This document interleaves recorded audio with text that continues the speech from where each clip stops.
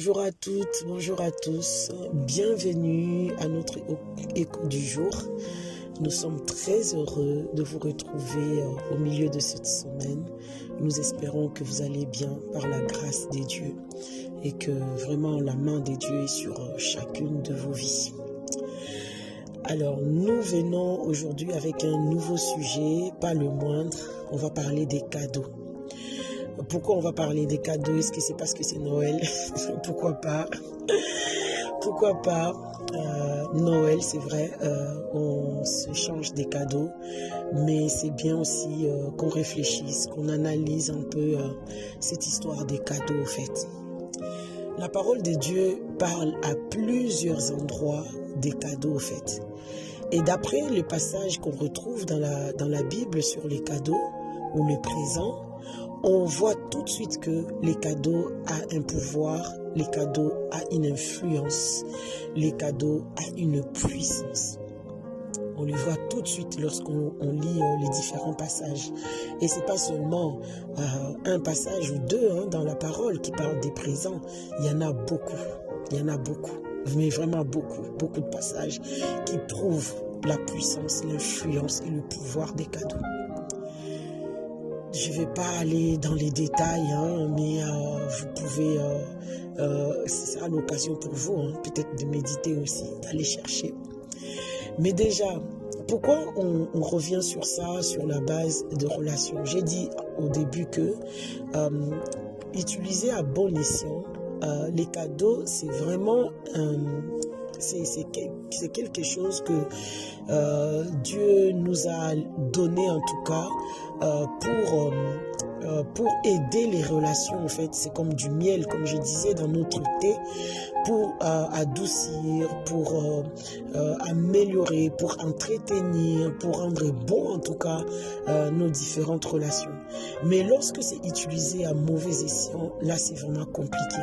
Je vais vous donner tout de suite un exemple.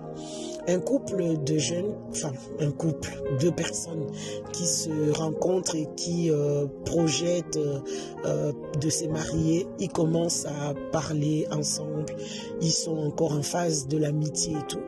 Et on a vu ici que cette phase-là est très très importante. Pourquoi? Parce que c'est le stade où on observe l'autre, en fait. Chacun observe l'autre. Et à ce stade-là, on est assez libre, on n'est que des amis. On peut vraiment tout se dire dans le respect, dans l'amitié, parce que je veux ton bien, je me sens libre de souligner certaines choses, même ceux qui sont un peu compliqués, parce que la Bible nous dit qu'il n'y a qu'un ami qui peut te dire la vérité. Donc, cette phase-là d'amitié, elle est vraiment super importante, où on observe l'autre, on se sent libre de se dire les choses. Et puis, lorsque cette phase, on va checker et puis on va se dire, ah oui, c'est bon, vraiment, c'est lui ou c'est elle.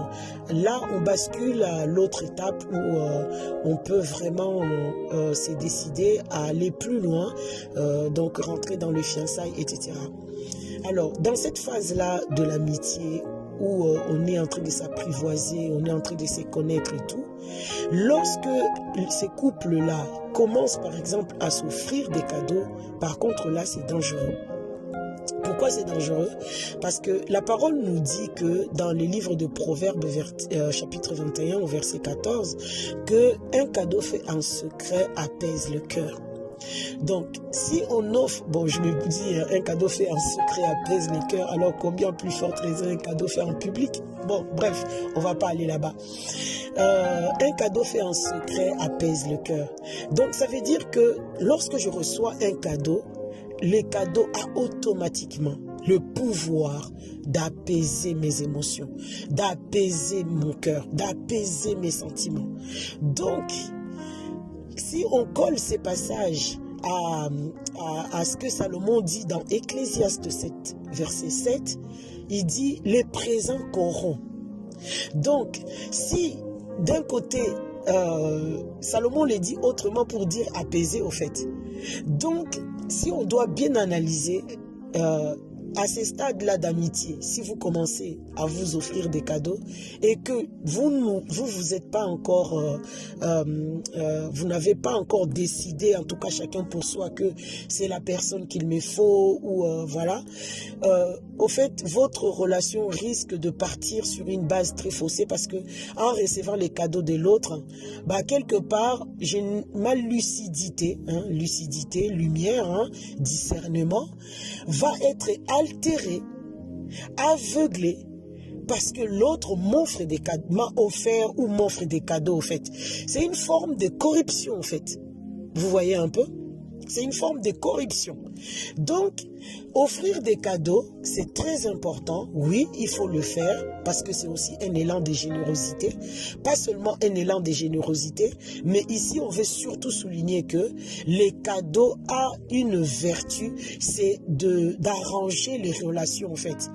Mais arranger les relations qui est déjà établie, en fait.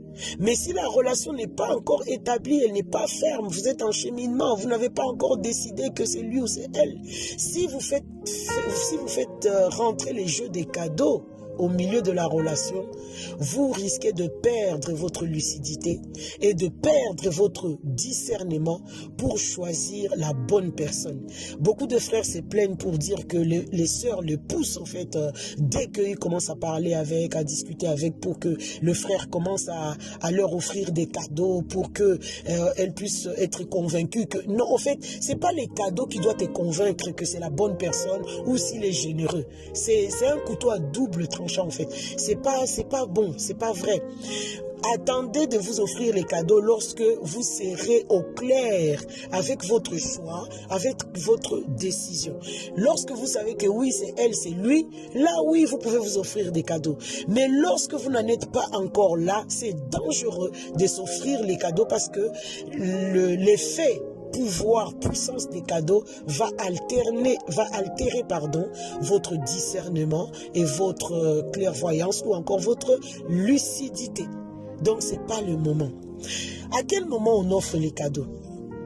Dans une relation qui est déjà établie et qui s'est fritée parce qu'il y a eu un petit conflit ou je sais pas quoi, là oui, j'ai pas envie de perdre la personne, j'ai pas envie que la personne soit et ça je dis pas ça seulement dans une relation de couple, de couple, de fiancé ou en cheminement, non, on peut l'étaler aussi dans n'importe quelle relation, entre nous, nos parents, entre le parent, les relations d'amitié, les collègues, le boss peut-être pas, mais bon, pourquoi pas.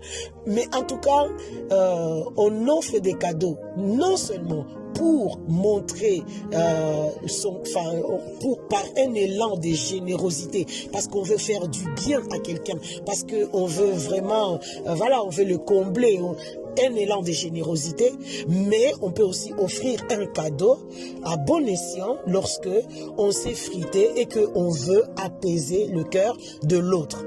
Vous voyez un peu? Et parce que le cadeau peut corrompre, peut altérer le discernement ou la lucidité, attention à qui vous l'offrez au fait. Attention à qui vous l'offrez. On n'offre pas le cadeau à n'importe qui.